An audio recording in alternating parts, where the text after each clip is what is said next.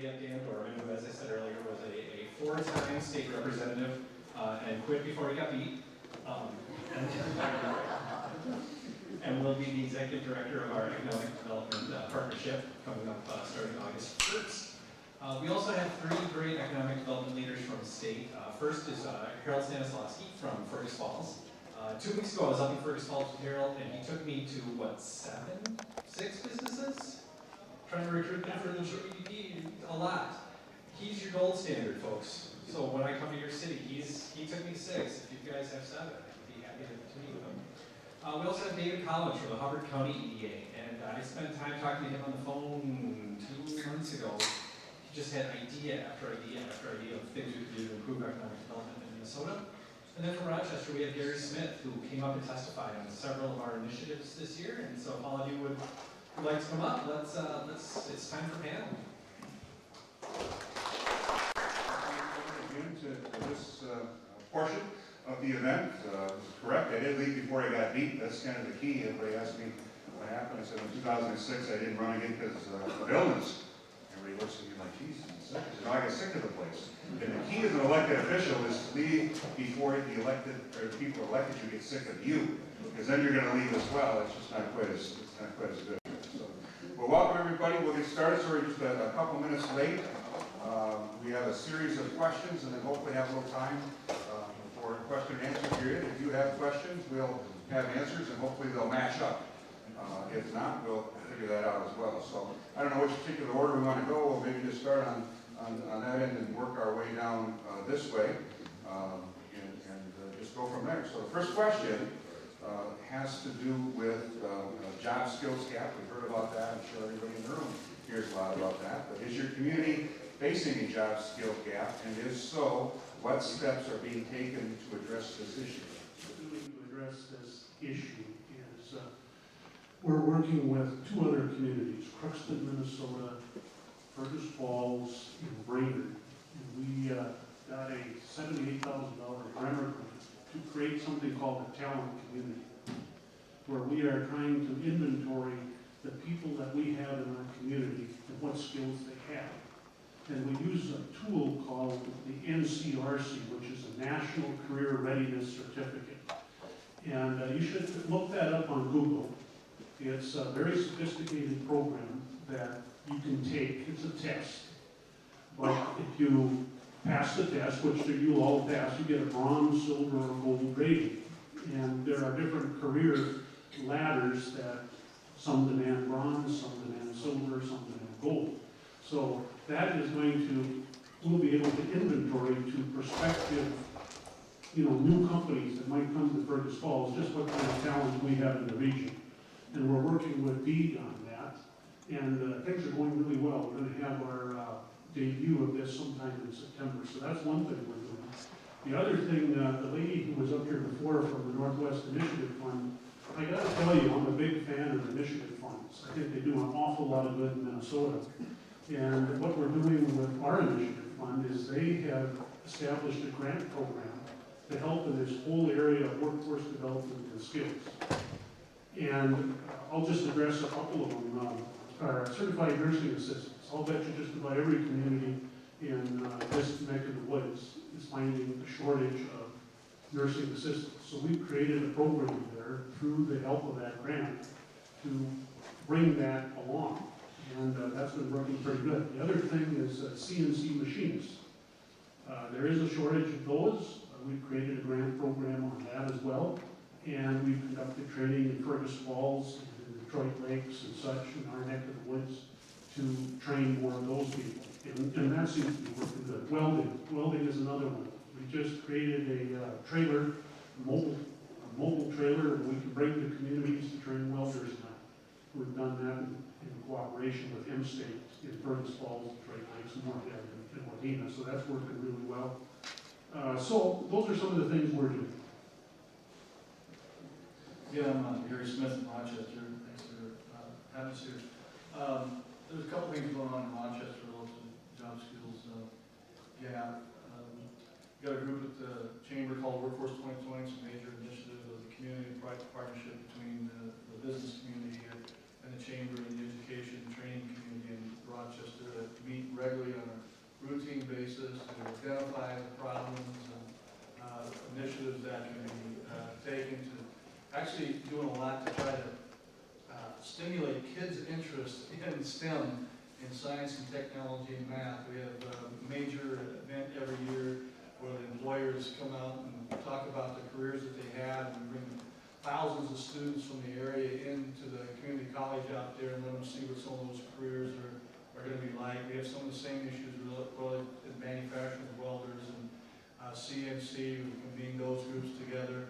The school district, we've just did a master plan, and as part of the strategic plan for the district now, we're going to be requiring that each student have a roadmap to their future. So that's going to be something that they start doing as a youngster, and it will evolve as they go through school and their interests change and what have you. But the whole idea is to get kids tuned into if they want to be whatever they want to be, they got to start thinking about the education and training they're going to have to get in order to realize that dream. And the final thing that kind of wraps this up is we have a major initiative in the area called CTEC. This is a partnership between the state legislature, the school district, MNSCU. It's going to be, the facility is going to be actually being planned right now. It's going to be built on the MNSCU campus, and the Rochester School District will actually operate it. But it's bringing back all the industrial arts and some of the science and STEM stuff we want to bring into a huge health science partnership with Mayo and the community. There are literally hundreds of kids that go spend half a day learning to do med tech type stuff, and some of them are graduating. You know, in schools getting a license, they can go work in nursing homes and earn $15, $16 an hour while they're in school for their part-time job. So there's a lot of these little things going on in the community, and we're just in the process of putting together we're doing a regional plan, economic growth plan, and workforce, people, place. That's going to be a big component of that. So we'll inventory these things that we're doing. We'll be drilling in a little bit deeper. There's some good things here next to me, and I'm listening to some good things probably coming up here. But it is a focus that I think all of us are having to pay some more attention to as we're going forward. So. Well, thank you. We're a small community, and we've been affected by the recession. We lost a number of jobs in the area, so a lot of those skilled people left and followed jobs. Williston has actually impacted us quite a bit, where people in our area are actually moving to Williston and finding jobs where they have money back, things of that nature. But skills has been a real issue. We've got a lot of employers right now that are looking hard for employees. A few years ago, we had an organization called Teamworks, which is an organization that a number of businesses, Lamb Weston, RDO, which makes French fries and tater tots, and Team Industries, so many of you are familiar, went together and created a training center, 10,000 square foot facility we had. Unfortunately, a number of things, mostly the recession hit, and the demand for employees and training kind of went away for a while. That facility faltered and went away, so we were too early or too late there. Then about 4 years ago, we started an effort to bring in in-state credit classes to our community in Park Rapids, and we got a number of businesses committed. We entered into arrangements with in-state out of Detroit Lakes. We got Rochester Elementary, the old former elementary school, and started offering credit classes and so on. And the classes that the business community was telling us they wanted. We also started offering some entrepreneurial business development classes through their business program, and then we also started lining up custom training with some of our larger businesses.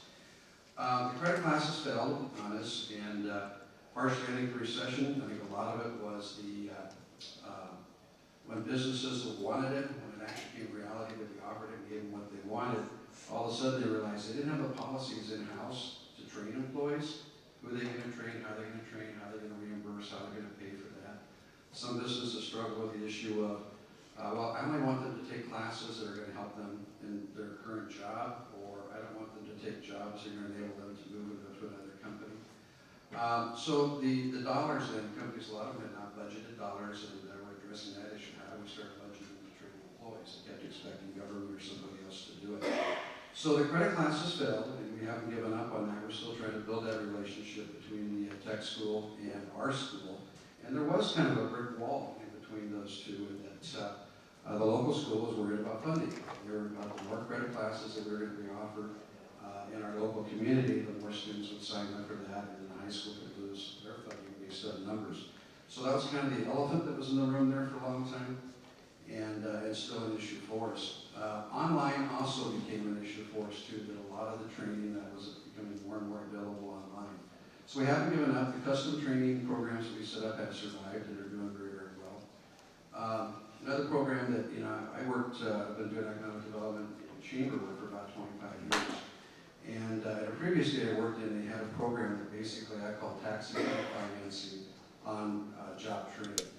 So an example, the last company that I recruited to that community was actually from Minnesota. And coming into Minnesota and offering this program to existing employers was very, very popular. But we had a company that agreed on day one to create 7 jobs. By the end of year 1, have a total of 20. By the end of year 2, 40. And then end of year 3, 60 employees. They're going to pay at least $13.11 an hour, which was our minimum at the time, and 80% of benefits. Basically, on that information alone, I could go to the program and come back to them and tell them that we were going to put, I think it was $272,000 in an account with their name on it that company could draw on to do employee training. And they could design the programs, they could do it in-house, they could take it to a tech school, community college, they could send it to a home office. As long as it was job related, you pay 50% of the wages for up to 90 days. But the bottom line was flexible, and it put the employer in charge. Where that money came from is that based on those wage rates and projections of employees, they looked out in some instances 7, 10 years, and looked at how much new revenue was going to be state income tax revenue generated by those new jobs. And the other program that was a sister was for retention of jobs that may otherwise go away. And take a percentage of that, then there would be bonds issued up front, and then that tax, that portion of the income tax, instead of going directly to the state, would go to the entity that issued the bonds to pay the bonds back. So there was a risk in that if the company went under, who pays the bonds, and in this case there was the local entity was allowed to add property tax surcharge to recoup that. But the delinquency rate was extremely low, in fact, almost non-existent. And you had to do your due diligence on companies, so you didn't do it for everybody that knocked on the door. But it didn't require an annual appropriation because it was new monies being generated that otherwise wouldn't be there. So it was a very successful program. So they were going to have to get creative ways like that to look at funding, job training, and so in the future. Another project we're working on right now is we've got a company, Western RBO, that makes french fries and tater tots. And in our community, it's considered kind of an undesirable job. That's where you go as a child lasting store. It's considered very laborious, very dirty, whatever. Well, it's not. It hasn't been for years. It's extremely automated, clean, efficient, with a ton of technology involved. But it's hard for Lamb Weston to bring groups of kids out there to tour it. And so we're looking at a series of videos, one being Lamb Weston, financial industry, medical industry, tourism, whatever. 8-minute videos that we can show in close to the TV system at the school. Show on the average of 1 a month. So if a student watches that and the staff watches it, and right now I have no idea what we do at Lamb Weston REO. By the time they get done, they understand what they make, why they do it, see the whole process from beginning to end, videos of it. And we intersperse through it employees talking about their job there, what they do, why they like it, why they're living in northern Iowa, the education that they got to qualify for the job, what they wish they had done differently in high school. So the goal is to introduce all of our students to our entire range of economy and job opportunities in the community, starting at that middle school level, if not earlier, and do this on an annual basis. Great. I'm going to combine a couple questions here, so we got to be out of what, by 7:30? I thought that was it. A couple things, and these are sort of the workforce questions, but think about the next generation of the workforce. Are you concerned about that? Are there issues that are coming up that you're hearing from your job creators? What steps are you taking to address them? And then we heard a little bit of this earlier too, but are the schools, both K-12 and higher ed, are they meeting your workforce needs? And what are you doing and how are you working with them in order to address that? I know we've already touched on some of that, but do you have any newer thoughts or ideas? Let's talk about that. Well, we're very fortunate in Fergus Falls because we have a community college in our town. So it's logical for us to try to work with our M-state system to try to help us with that. So one of the things we're thinking about, contemplating on, and I believe it will be implemented, is the college needs more partners, long-term partners that they can cooperate with, so that these jobs that are going to be in high demand, they're in tune to and so forth. So we're going to break it down by sectors. Let's just take healthcare to begin with. Let's identify all of the healthcare companies that are going to need employees in the future. You know who they are. Sanford, Humana, whatever. And you bring them to the campus, and you have the administrators, the college professors and such, convince them that they can do the job to train the future employees. Then what we would like to do is make them full partners within the college. So when you drive into the campus of Fergus Falls M-State, what you're going to see as you drive in, this is my vision, the President and I have talked about it, is I want to see these companies up on the sign there, along with the college signs, so that these kids who go there say, hey, I might be able to work for one of those. And they come there routinely to do recruiting then. They probably give us some funding to help with the programs and the infrastructure that's needed and such. That would be a really good thing to do. The other thing in the manufacturing side, you know, the Midgey's very much involved with it, the dream it, do it type of approach where you try to get these kids more exposed to manufacturing. We're very heavily involved with that, the STEM and so forth, robotics and all of that. We've got to get the companies engaged with our community, and then we have to be able to deliver. I do think a lot of this is, both alluded to it, that there's no free lunch, and businesses have to come to the table, and they're going to have to invest in the future as well.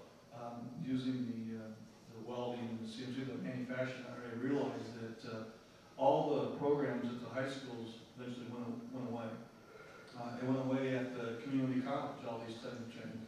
And they realized now that that was pretty short-sighted on from their point of view, to just kind of let that happen. You should have never let that happen, because now they find themselves in this situation where there's all this demand and there's no supply of that labor. So that's one reason we're scrambling to kind of make up. But we're working hard to bring everybody to the table who has a stake in this, and everybody has a stake in it is also going to have to invest in that. I think it's going to continue to be a work in progress.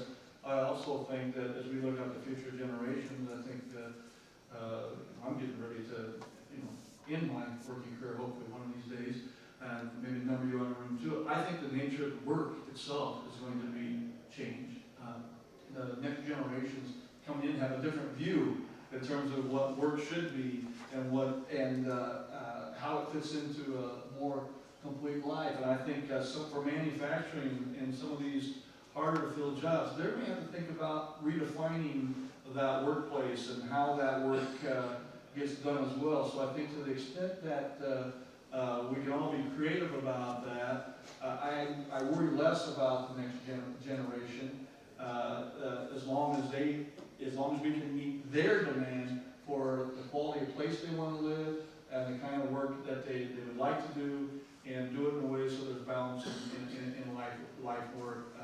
So I think that's a big part of the equation, but it is going to, I think in Rochester, done a pretty good job, particularly in the health sciences field. I mean, this goes back for 25, 30 years.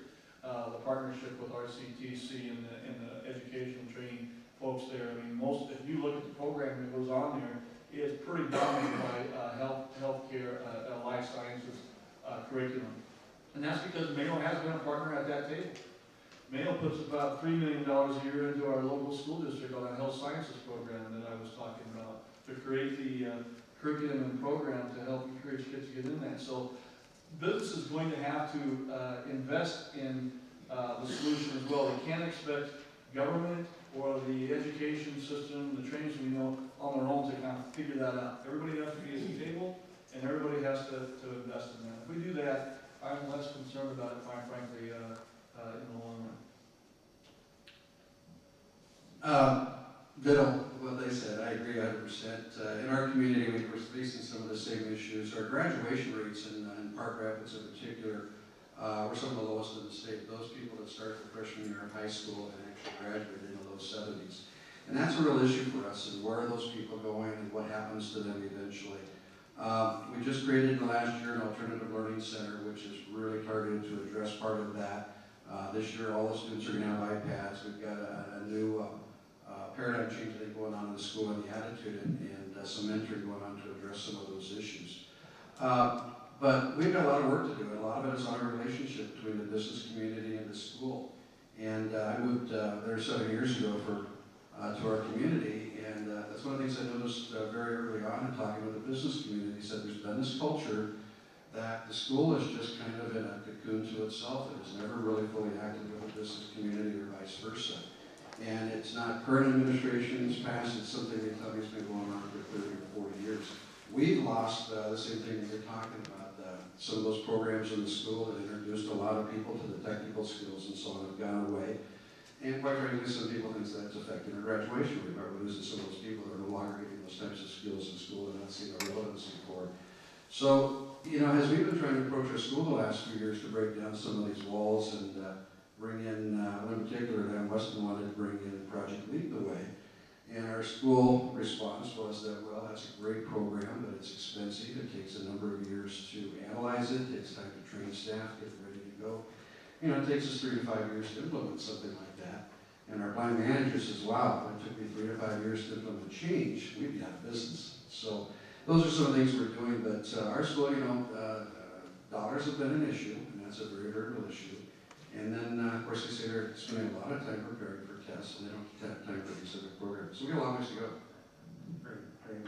Let's talk about wages for a moment. You know, as we travel throughout the state and talk to regular folks, job creators, and others, there seems to be an issue, or it comes up, are there concerns about wage levels in the community that you work in? How does that impact hiring or employee performance? And have you developed any ways to address this issue? Well, there you go. We could reverse it. We'll start reversing that. That's fine. I just smile a little bit because more money's always better, right? Right. And there's no question about it. But there is a concern about wages. You know, I was talking to our school superintendent the other day, and our superintendent says 38% of all of the kids in the district qualify for 3-year reduced lunches. What does that tell you about wages? You know, come on. I mean, that's a pretty high number. So, are wages high enough? I guess you could argue a lot, but it is a concern. And I think in our area, market forces determine what the wages need to be. It just is. And we're close to Fargo, Moorhead. Of course, Fergus is a micropolitan area itself, Whopperton very nearby. So at the end of the day, I think we're competitive on wages where we need to be because of the market forces. That's about all I can say on it. What are we going to do to try to, you know, do something about it? Workforce is a big issue for us. I think it's the #1 issue right now on how we're going to deal with, you know, our manufacturer and our employers' needs. And I think we're going to have to diversify our workforce. Immigration might have to be part of the answer here as more baby boomers retire. And we're going to have to look at that.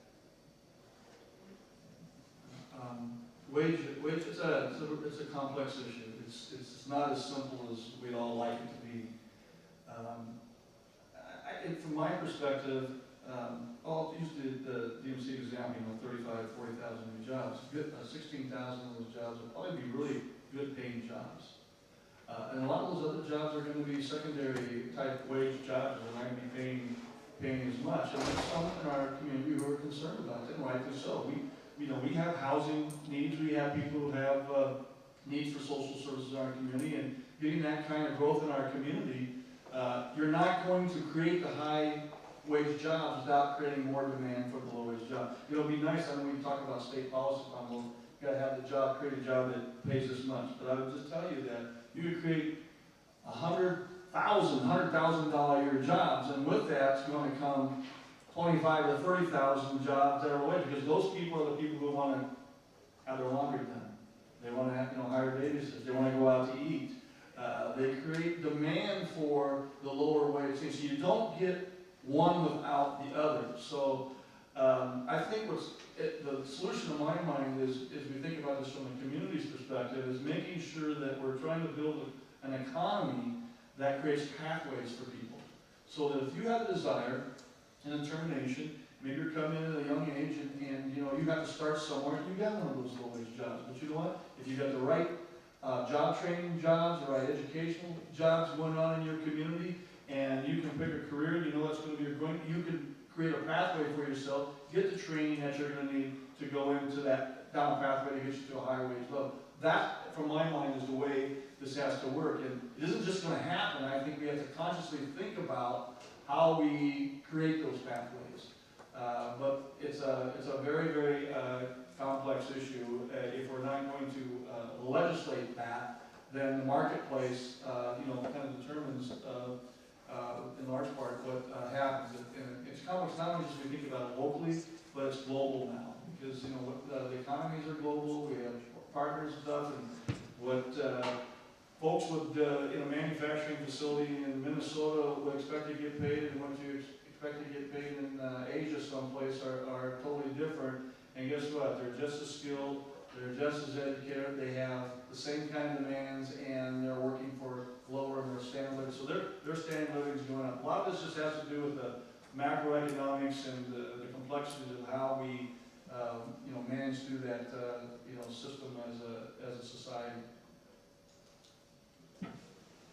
You know, I've been doing development, as I mentioned, for quite a few years, and we have a social services director in our county that tells me that if somebody's not paying $13.50 an hour or more plus benefits, that they're actually probably creating more dependency issues and social issues within our county than they're solving, costing us more money in the long term. So a long time ago I learned that, you know, you don't chase smokestacks, you don't chase factories, and bringing in 100 new jobs, unless they're really good paying jobs, is not going to be the answer for at least our economy where I'm at. So we've been trying to focus on the quality of place to attract people that want to live there, that can work from any place they can, to come there, that can create their own jobs, the white collar stuff, the technology stuff. So one of our big issues, besides the quality of place, and we've done a lot. We've spent $5.5 million in our downtown. We're trying to get an art gallery built. We've got $28 million in the hospital. We've got a dialysis center, the medical complex opening here shortly. A lot of things, but broadband development in our county is key. So we've got people that want to come up to the area and live on the lakes, but the lakes don't have anything but satellites. If you've ever tried to use a satellite to work on the internet, it's kind of hard to do. So we worked very hard with Paul Bunyan was the company that wanted to work with us to bring that to every home and every cabin in the area. We worked with them to get a $17 million low utility service loan from USDA about almost 2 years ago in October. And very next month, the FCC announces that they're eliminating inter-carrier access fees, which basically is eliminating a very healthy revenue stream of $3 to $4 million a year to a lot of the rural telephone companies in rural areas around the country. So borrowing $17 million to build it out and you lose that revenue stream is really, really hard to do. And then they are seriously changing the way the Universal Service Fund is utilized. And they created a Connecticut America Fund to replace some of that. But then they restricted that to the largest of incumbent telephone companies in the country. So every time it seems like we're making progress, we get knocked back a little bit in the efforts to do broadband development. We're hoping the new state office actually is a help and not a hindrance to some of these small companies, and that they are finding ways to do it as opposed to more regulation and control. So that's kind of what we're doing, and it's an ongoing battle. Let's stay on the topic of money a little bit and talk about capital. What about investment capital in your community? We could all use more. You know, we look at the angel investor tax credit that was passed at the state. Most of that being gobbled up in the metro area. We're trying to work on that legislatively to see if we can get some more capital to flow out into greater Minnesota. But individually in your communities, what are you finding capital problems and or not? Well, in Fergus Falls, if deals are bankable, it's no problem. I'm sure that's, you know, anybody wants to borrow money for those kinds of things. For those of us in the gap lending business, you know, we're going to be taking risk. The city's going to be taking risk. The economic development commissions or authorities are going to be taking risk, and we should. That's our role. That's the role of an equity gap financer. But, you know, we were struggling to try to grow our economy. You know, this lady here was talking earlier about the recession. And I agree with her 110%. That was the most god-awful recession that I've seen in my lifetime. And I don't think we're completely out of that yet. I mean, it's just been dogging us the whole time. We had 10.7% unemployment at our peak. And I'll tell you, it was kind of panic in Fergus Falls. I think the mayor would agree. I mean, we've never seen that before. Now we're back down to where we are and so forth. But when it comes to capital, you know, you're trying to attract potentially higher paying jobs to your community if you can, because you want to solve this underemployment issue. So we partnered with the Minnesota Investor Network. And they've come to our community. They brought 17 companies to our community now that all need money in order for them to potentially locate jobs in your community.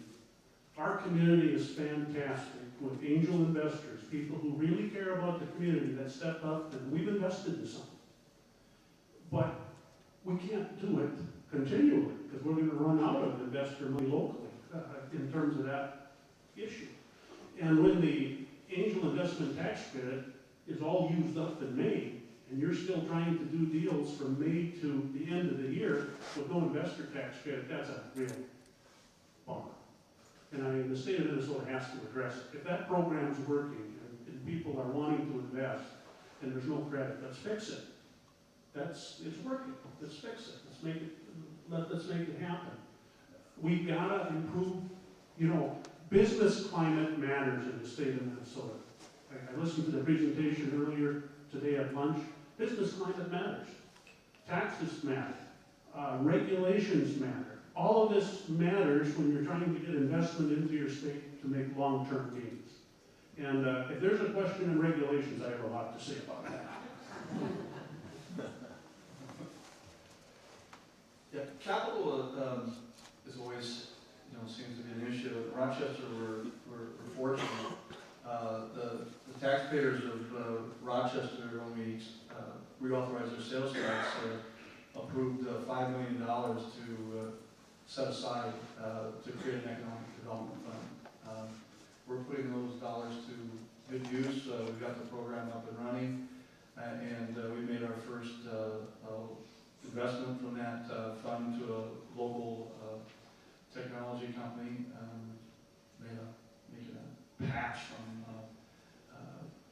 your tissue, basically a surgical Band-Aid that eliminates the need to have surgery to have staples put in, and this will work. But anyway, that's the first one we've done. We've got about 7 others lined up.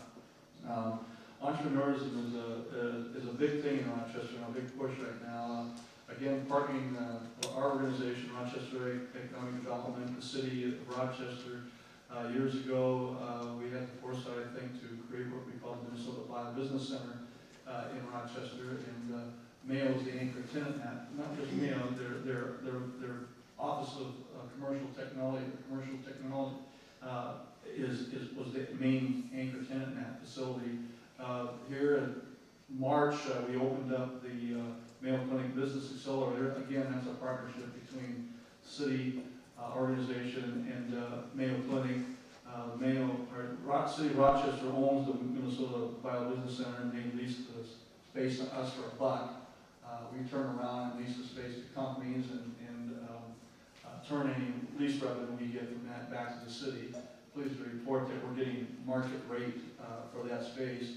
We have since we opened in March, we have 16 companies in that space that are launching. Our economic development fund will be usually another company that's coming in now, it's requesting some money for us. So capital is a problem. So we'll use the public dollars.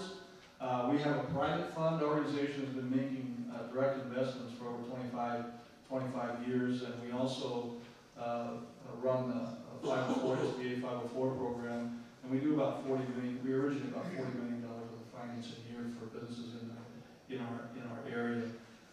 So it's an area we think we have some skill in, and we can help. You're right. If it's bankable, it gets done. And what we're trying to do is build a bridge to those companies, so we can, instead of seeing some of these companies based on knowledge or technology that's invented in Rochester, leave our community and end up in Boston or San Diego or one coast or the other because the money is gone out there. Typically that's what's happened. We've seen technology licensed in our community, it goes someplace else. So we're focused on building more local capital. We're talking to, we've had a number of local angels over here that have invested with us on projects. We're going to get more formal about trying to create a side fund with that. The initiative fund in our area is looking at creating an economic development fund. So I think within the next year or so, we could have about a $15 million pool that would work for Rochester and the surrounding areas. The other thing I should mention, as part of the sales tax reauthorization, although there's some who don't like that, is some of our communities also shared in that. There's a $5 million additional dollars to 17 communities around Rochester got a piece of that pie, if you will, on a per capita basis. The city's throwing some money out to those communities so they can work on their economic development priorities in their communities as well. So capital is always an issue. It's more of an issue to those who don't get funded, I think. You hear more about capital short. It's usually when you hear from folks who say there's not enough capital around, it is because their idea didn't get the funds. We've got, I should mention, there's 4 VC firms that now, venture capital firms, Social Plus Capital, Icon Ventures, Versant Venture Capital, and I'm going to forget one of them. But they all have locations in Rochester now because they know that we are a place where there's ideas. We have the 3rd highest per capita patents filed in the country. We've been exporting that for the past who knows long. There's now a concerted effort to make sure that we try to grab on to as much of that intellectual power we have in the community and make sure that those companies get started, get launched in Minnesota, and get launched in Rochester. I don't know where they're going to end up. We know one of the problems we have, it's really not capital. Capital is the most mobile asset on the planet. It goes to where the people are and the ideas are and the teams are that can execute against those plans. We have a shortage. It is on the very, very seed capital stage, and I think that's where our fund can be very, very helpful there. But the other shortage we have is we don't have enough people in our community who have the experience of starting one of these technology companies, starting from day one and building it into a going concern. So one of the things we're looking at is that we're going to have to recruit teams of people. We're teaming with other accelerators around the country and partnering with them. We're going to recruit business teams to come to Rochester to take ideas in Rochester, come into our accelerator and start those companies in Rochester. We're going to, I don't know how this is going to end up. We're kind of feeling our way around this thing, but we're going to figure it out, and we're going to make sure we're using our capital as efficiently as possible. Because $5 million is a lot of money, but it's not a lot of money when you're talking about what we're trying to do. So we got to be really efficient with how we use that capital. Like I said, we're fortunate that the voters have authorized us to provide this, and we're planning to do good things with that money and have some of these companies be successful. We also know that they're not all going to be successful. So, we'll go through that. We've been through that. Like I said, we've done a number of this over the years. We've been making direct investment to our private fund for over 25 years, and we've had our share of losses.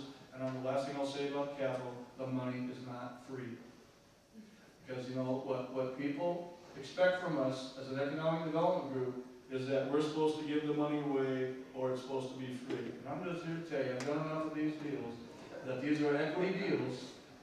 It's pure money at risk, just like the owner's money at risk.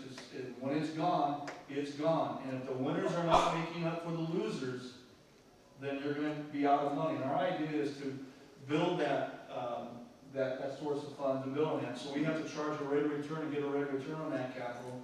And it's in return for the risk that we're taking. And initially we had a little pushback from folks who think we should give the money away, but they're smart people, they get it, and it'll work in the long run. So I would encourage you, if you're going to have local funds, to make sure you're getting a return on the money that's in relation to the risk that you're taking.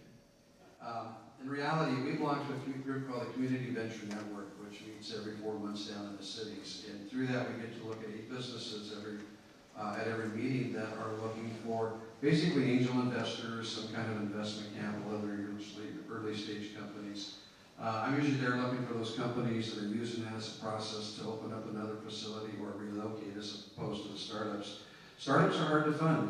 You know, the angel investing is helping, but you know, the old days of economic development, you know, you leverage the factory, you leverage the equipment and so on. Well, a lot of these tech companies and so on, the kinds of jobs and companies we want to create, it's a whole different type of investing. We haven't found the one that's really the good fit for us, and the angel investing is going to help. We became part of that, help create the Pine to Prairie. Our organization got 2 investors for that, really, which is part of the regional angel investor network. And then another tool that we've been using locally to financing projects is new market capital tax credits through the Midwest Minnesota Community Development Corporation. It's kind of a HUD program. They've been getting about $80 million a year in tax credits. They sell those on the market and then turn around and invest those in projects. And it usually ends up contributing somewhere between 15 to 22% of the loan value that ultimately is contributed to the project. It helps with the cash flow initially, because all you pay is interest only, and then after 7 years that balloons and refinance it, which your principal amount goes down by that amount. So that's one of our tools as well. Good, good. The next question, talk a little bit, and it's great to have you here because you have that experience in Iowa, but think a little bit, you know, as we have realized the need for the Greater Minnesota Economic Development Partnership, need for Greater Minnesota communities to come together to be able to respond to our needs of the legislature in the same fashion that the metro area is able to. Think about the tools that you think are the most successful that you use now, and tools that maybe you know in other states that you wish you had. And you know, if you could be king for a day, what would you keep? What would you get rid of, or what would you want in that toolbox?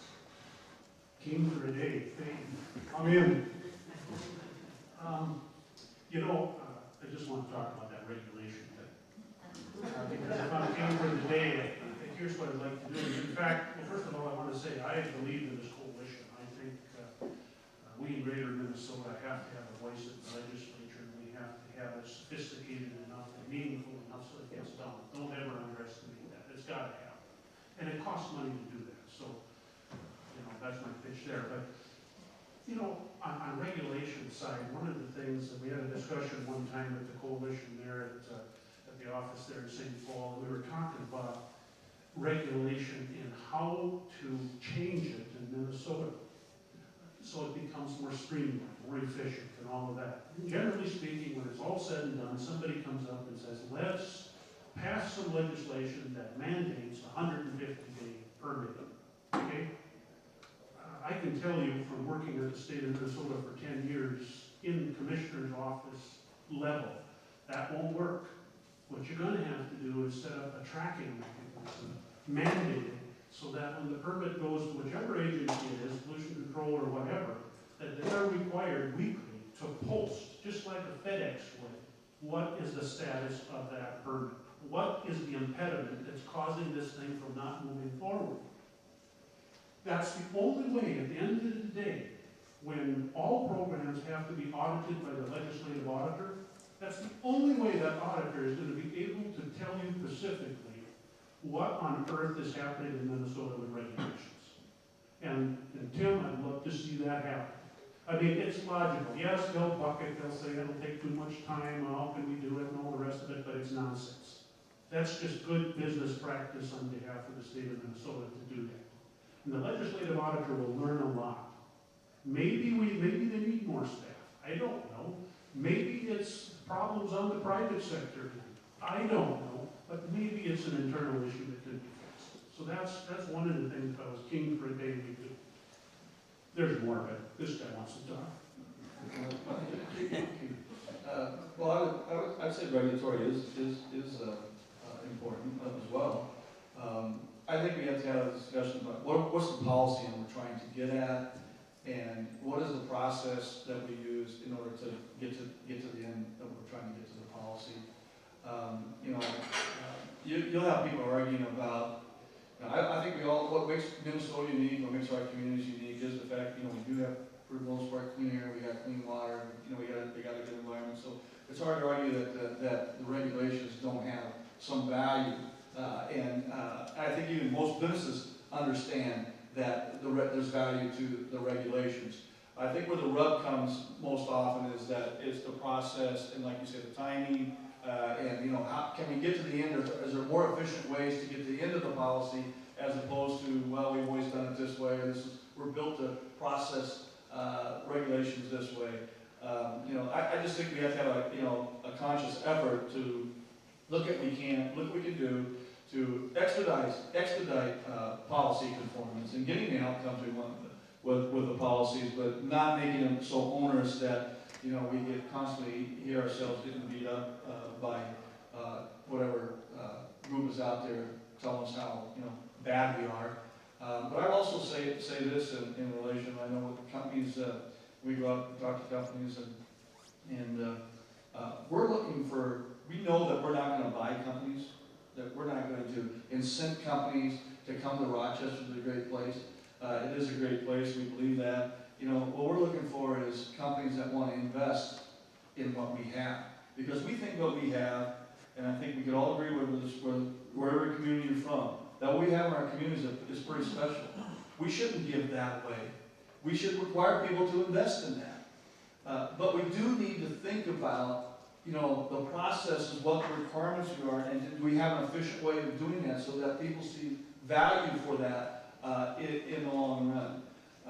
So I would echo the regulations. I would honestly, if we could do one thing, if it was just one thing only, I would probably say let's knock the ball out of the park on the job training programs and the worker skill development. And I do think Iowa, I came from Iowa as well, although it's been a few years ago now.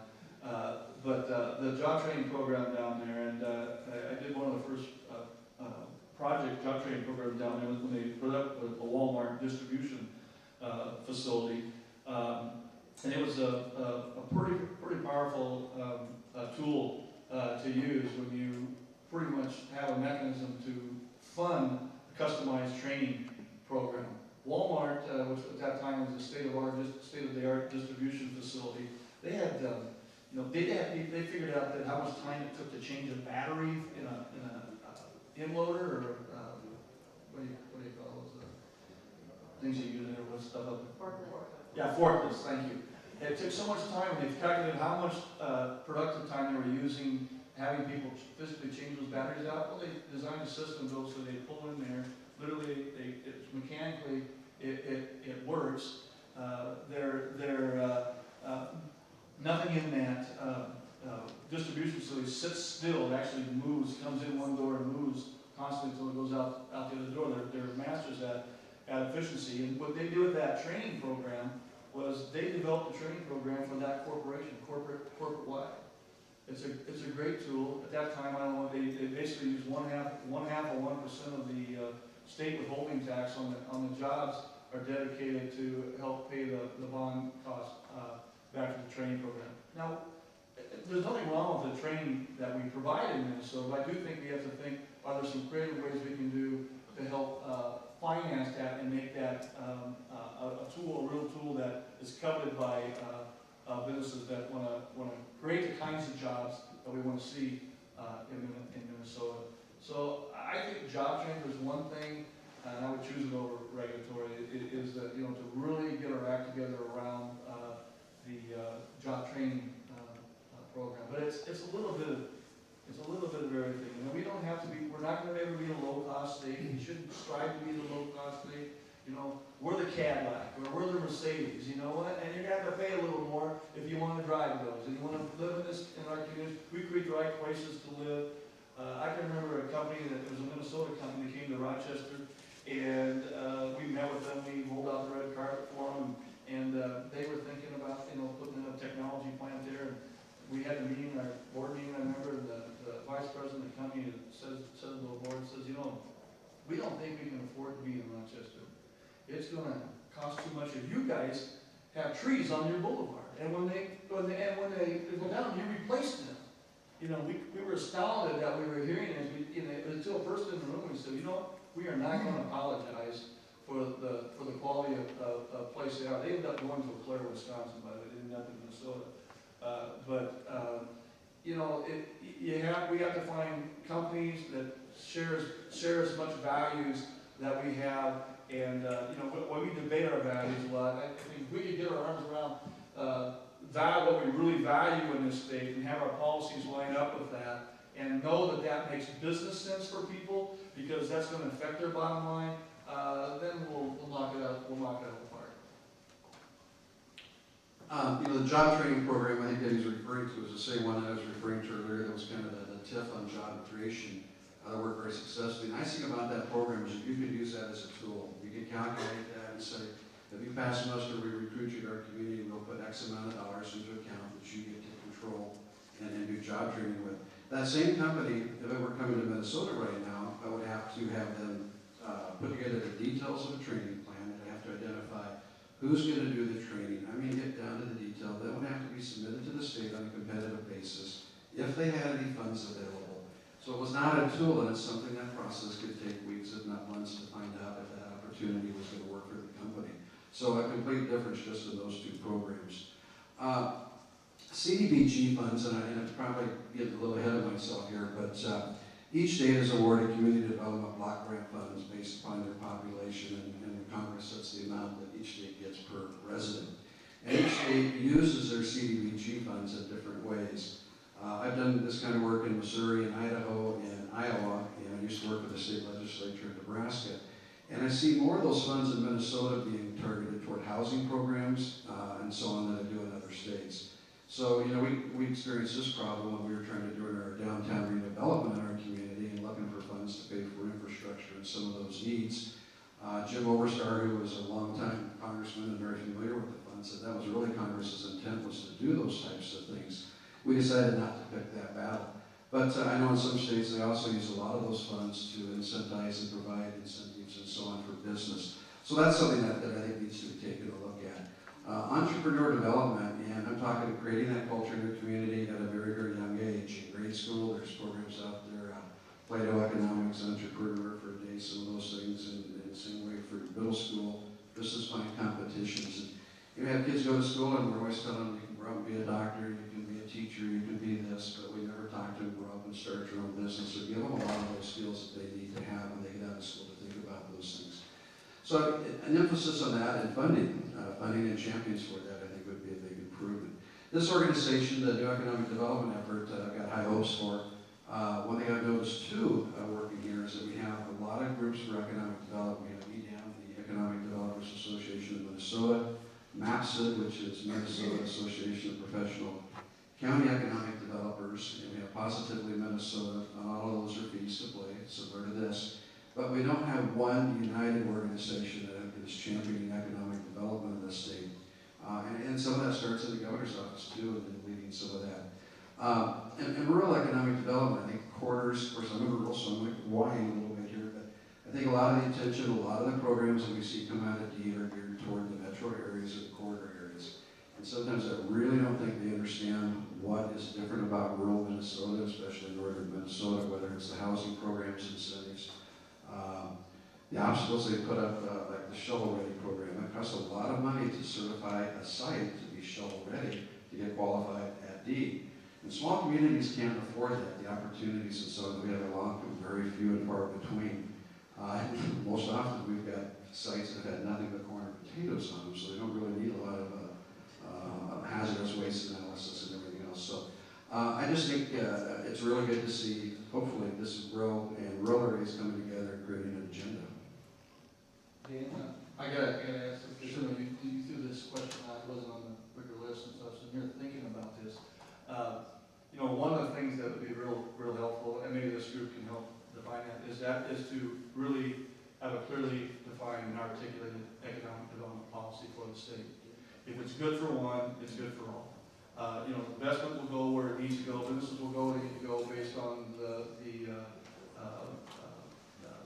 criteria they need to meet. You know, and not that it's a bad thing, because you know clearly we were a beneficiary of this, but you know we have to get out of this mode of having the legislature legislate every economic development deal in the state. If we have a real good set of policy and programs in place, it should work, and it can be accountable. We can measure this stuff, you know, what we're trying to do, there's a return on investment. Any public dollar goes into this stuff, that creates tax base, that creates jobs, that creates wages. You can measure that stuff. We can come up with a system to measure return on investment, and we should be taking more of that approach. And if we do that, I think we'll be a lot better served in the long run, because part of our problem competing, quite honestly, is states that have that figured out I have a competitive advantage against us, because they can give answers quickly. If we have to go wait for a legislative session to get this stuff through, we can lose the opportunities that we have. So, you know, as I sat here thinking about that question a little bit more, that actually may be as critical as anything, is to get our arms around, you know, what economic development policy ought to be to say, you know, programmatically, regulatory, you know, financing, all that stuff. Let's figure out a menu of stuff that works, that communities can have at their disposal, and can be accountable for. Think a little bit about the greatest barriers to economic development in your communities. What do you think they are? Do you have control over them as a state? Is there some, you know, it doesn't have to be something you have control over, just thinking kind of bigger picture. And in particular, because in greater Minnesota we are more reliant on manufacturing than the metro area. What do you think, what tools could the state bring to the table that would help expand your local manufacturing base? We have a sign next to our community right now that says "Open for Business, North Dakota." I've not asked the state of North Dakota to take that sign down. And you know why? One is my board hasn't asked that, but I kind of like it there, because it reminds me that we've got to get sharper. We've got to get better. We've got to get more competitive. We should be putting signs up in other states and telling us what we've got here that is authentic, genuine, and legitimate for businesses to come here. Kudos to North Dakota. Great. I mean, they've got oil and they've got some things going there, and that's great. But I really believe one of the things that can help us the most in Fergus Falls is having a really good, like this gentleman said, a really good state policy on economic development that moves us forward. Let's solve these issues, and regulation is part of it. Workforce is obviously part of it. Let's get these things done, quit talking about it, get the legislature, you know, when it comes to regulations, you don't even need the legislature involved. I think the administration themselves can solve that one through executive order, or the commissioner can solve it. Just get it done. I think that's going to help us the most. We will grow when we become business friendly and people say, boy, that's a great place to do business. That's a great city to do business. They answer their phone. I did an experiment one time when I worked for the state. The commissioner, they got these Monday morning meetings, we're talking, I'm telling them my woes, I can't get a hold of anybody. Oh, he says, that's not true. I said, let's try right now. Got on the phone, tried to call the agency and attention. I think we got about 11 phone calls in. We never got an answer. You know, test your system once in a while, in your city and in your agency and in your state government. See if it's working. And if it's not working, fix it. Because you're never going to get anywhere until those things get done. Good business climate will help Fergus Falls, and I think it will help this entire area. Well, I think our challenges are a little different. You know, one of the greatest things about our area is the fact that we have Mayo Clinic there. And one of our biggest challenges is Mayo Clinic's there. I don't mean that in a negative way. What I mean by that is we're awfully dependent on one industry for a lot of our jobs. And if anything, we like to say if Mayo gets a cold, we all get pneumonia. I mean, that's how it is. So it's a good thing, and we want DMC to be successful. We want Mayo to continue to grow and prosper, and we're going to do everything we can to make that happen. But I think one of the challenges we're going to have, and I'll be honest, I'll be very disappointed that as part of DMC, if that comes out of that, is that we don't get more diversity as a result of that. And when I say that we can find ways to work through Mayo, with Mayo and through Mayo, to to attract other companies that might have an interest in co-developing products, therapies, or what have you. This is a 25-year process. This is going to happen overnight. So I think it's that's our big challenge. I think we're also going to have to. I think we're going to be challenged to figure out how we're going to create this back into an entrepreneurial state, to create the next generation of businesses in this state. And I think it does go back to the education. It does go back to capital. All these things. It goes back to policies. It goes back to what is it that we're going to do in order to make this stuff happen. We just have to, sit around the table, roll our sleeves up, and figure that out. Put partisanship aside for the sake of partisanship. Use partisanship when you want to have an honest debate about whether it's government should be doing more or doing less. That's fine. That's what partisanship is in part for. But we got to get away from this what's going on in this country where there's just so much partisanship for the sake of partisanship, and it's creating all kinds of gridlock. We need to take use a Minnesota value that we can roll our sleeves up and bend around the table and figure this stuff out regardless of what side of the table you're sitting on, and do it because it's the right thing to do. I was down in Iowa here a while back. We took a little tour of some Papa John by a guy named John Papa John, and he arranged some tours of his entrepreneurial centers. And the last one we stopped on the way back was in Mason City. They have at community college there, they have a Papa John Entrepreneur Center. And we were just amazed and flabbergasted as we were kind of setting up what we're going to talk about. We looked in this other room, and there was about 30, 40 fifth grade students in this other room, and they were doing cash flows. They were learning how to do a cash flow. They were set up a business team, they had little mock businesses, and they were learning how to, as fifth graders. And I'm thinking now, what's great? Well, they figured out down there is that their economic future is going to be tied in large because they're not going to recruit these technology companies. They're not going to recruit these companies to that community. They know that, and they know that part of that solution in the long run is going to be creating their own and teaching students how to create businesses. So it goes back to what you said earlier. That's a big piece of it. On the manufacturing side, how can you get more manufacturing? I think it goes to it does go to the job training. If we can create the workforce, the skilled workforce that high-value manufacturers are going to need, then we can actually grow manufacturing jobs in the state. You look at Germany. Germany's not a low-cost place on earth. In Berlin and some of these places, they are thriving in manufacturing over there. So it can be done. But we need to get the business community, we need to get the policymakers, and we need to get our community. We need to figure out what we need to do, and like you said, get her done. I had several things written down. It's probably the most important: wealth transfer, the state policy, curriculum, education, training, local option sales taxes. I think in Minnesota creates a lot of winners and losers. If you look at this facility in Great Parks in Bemidji, a lot of that was funded by local option sales tax. But unfortunately, everybody's got to go to the legislature and get permission to do that first. And I think the enabling legislation should be passed so it's fair and equal for everybody statewide. You still got to get it passed in your local community and justify it. But I start talking about the Papa John centers, and I think they're fantastic. I'm very, very familiar with them. John started those at North Iowa Area Community College in Iowa, University of Iowa, Iowa State, Drake, and Northern Iowa. And when he first started those, I looked at it and I thought, wow, he's bringing all this stuff under here. He put $10 million into it originally and added another 10 a little later. He built from some of the facilities for housing. And I thought, yeah, another organization, just lumping all this together, it's not going to make a difference. But my partner in Mason City, and I was in Clear Lake, Iowa, I recruited a Serta, Pella, $400 million power plant.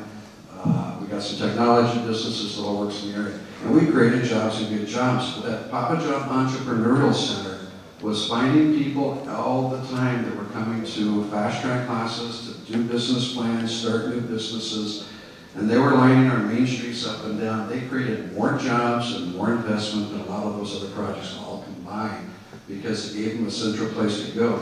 Mr. Smith said something near and dear to my heart, which is rather than worrying about all the states around us, we're trying to emphasize the positives in our state and our communities. I'm just wondering, the three of you, do you guys have programs that are emphasizing what you're doing in the community, what's good about your community, and what are you doing to address that?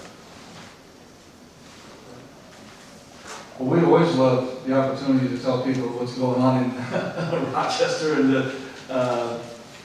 you know, it's just something you have to work at. Now, one thing we're not good at as a state, to be quite honest, it's kind of counterculture, is that, you know, we don't do it anymore. You know, we're kind of, you know, we just kind of do it. You know, we got a great, it's not really, we shouldn't brag about ourselves too much, right? It's not always being bragging, but there's a fine line between crossing of, you know, being, I guess, arrogant and, you know, telling the world, and I mean, we need to tell the world about the things that we're doing, and we're doing them well, and we're doing them right, so the world knows that we're, as a location, this is a place they might want to look at. And it costs money to tell your story. I mean, this is, how many watch TV and you're Michigan? You know, how many times you heard that? Well, they're doing it because they're hurting so bad, they're so low, that they got, you know, they have to start promoting that. Are we going to wait? Are we going to wait until we have some crisis like that? Or are we going to start promoting? You see the New Jersey now, the New Jersey, you know, people are doing, you know, competition is real, competition is tough. You have to tell your story, and we have to tell it to the world. And, you know, we love the opportunity, get the opportunity. We don't have the resources to do that. We're part of this plan that we're doing, and part of the DMC. There's going to be a lot of resources that are going to come to play, and I can guarantee you one of the things you're going to see is we're going to start telling our story. That's going to be a big part, because all that growth we're talking about is also predicated on, you know, telling that story so people want to invest, and they want to come and make this investment happen, so we can make all this stuff, all this good stuff, and create all these jobs. It isn't just going to happen because it's a, you know, we think we're so great. We're going to have to tell our story. So I think as a state we need to do that. As regions of the state we need to do that, and as communities we need to do that. We all got a role in that. You have a county, you have neighboring communities, you have education institutions. Are you using anything to bring everybody together and have a unified strategy? But what we did in Fergus Falls, and actually a large part came from Bemidji here. The Center for Community Stewardship was based out of the Headwaters Commission here, started a community stewardship program. We bought into that, and as a result, we created an organization in Fergus called Forward Fergus Falls. And I think in Bemidji it's called Bemidji Leads, and in Alexandria it's called Alexandria Advantage now. And what it is, it's really about getting everybody under the big tent. You know, not just your community leaders, but the citizens on Oak Street and your business leaders and all of that to rally around issues. And we call them destiny drivers. What's important in your community? Parks, jobs, you know, quality of living. We've gotten all of those categorized. We've got people working on projects now so that they can feel better about their community. And inclusion, if you don't believe inclusion is important, you're sadly mistaken. If you don't have a community that has inclusion, what you will end up with is 10 people running for every council seat when it comes up. You'll have 5 people running for the mayor's job. You'll have chaos from one end to no end. I mean, closed-door meetings and all the rest of it isn't going to work. You've got to have inclusion. You've got to get it out in front, and you've got to talk. And that's what we've tried to do. We're making progress, but we've got to keep at it. I want to say thank you to the panel and to our moderator for